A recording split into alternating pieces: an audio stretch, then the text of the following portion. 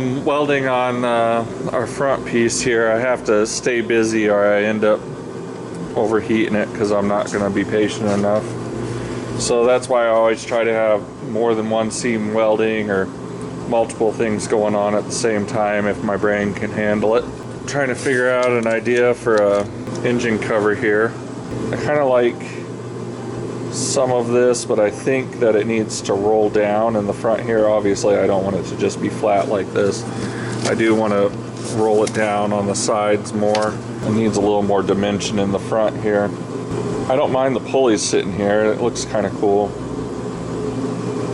but it needs to kind of come down around this or something a little more. I'll take my razor knife and kind of cut some reliefs in the cardboard and start to roll it, but I think that I'll have to add a little onto that cardboard to get the full effect that I want. Thank you for liking and subscribing and watching my videos, and I'm just gonna keep on keeping on, and you keep on watching on. All it takes is one job, oh yeah. All it takes is one job, and everything is gonna be okay. Maybe something more like that. I like when they kind of cut back, you know, instead of having that come down there straight, it kind of cuts back a little bit. Just have to make sure I don't make any shapes that look like a penis. This is, I think that's gonna kind of work, that's gonna kind of work.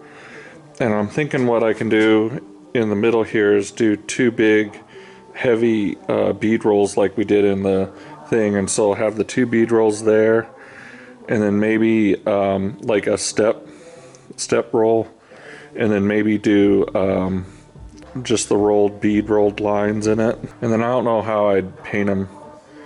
To be honest, I'd actually, like, first thoughts are flat black just to look like a factory cover. I like a lot of stuff to look kind of factory. Really, it'd be cool to have the GMC stuff on it. How about that for just enough metal? And a wacky ass freaking template. Oh boy. If I was gonna cut it with a shear straight across there, I wouldn't have had enough. Luckily I went around and went next to that last piece with my little nibbler scissy. I still can't remember the name of that thing.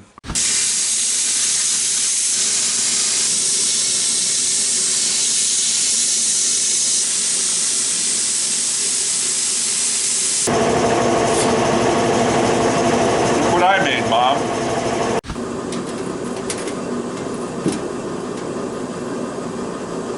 Okay, so first thing we need to decide is our bead rolls that we're going to do. Alright, gonna pop a few measurements here. Gonna find center. Our center line, I believe, is center. Kind of looks like there's a hole up on the cowl there, and then we kind of got this guy here.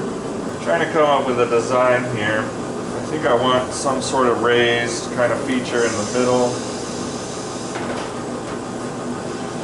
And then maybe some lines here, like ribs. Some sort of ribbed.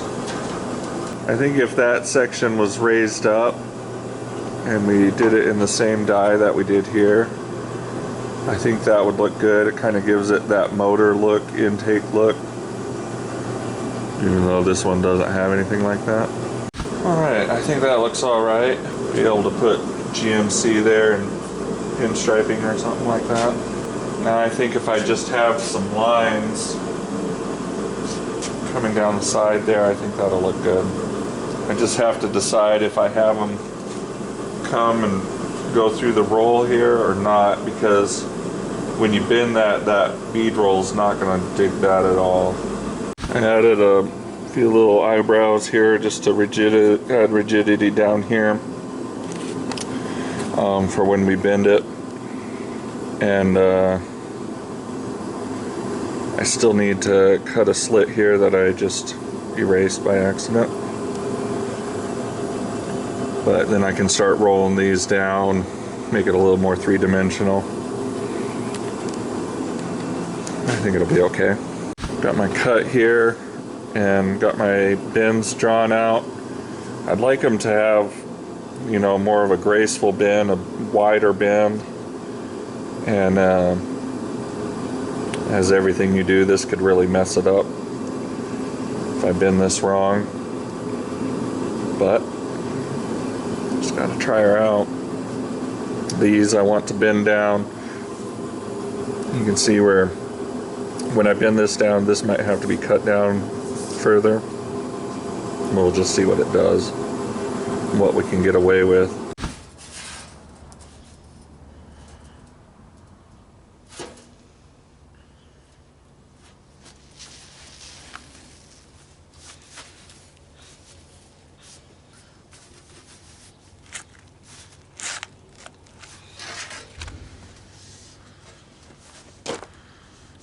I was gonna originally kind of do a V here, but I'm kind of liking how that looks over there.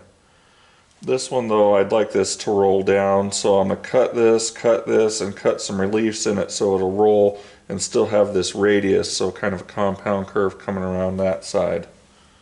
This will need to be held up a little bit. We get our mounts in there. This is still kind of dangerously close, but if it could sit like that, we'd probably be all right.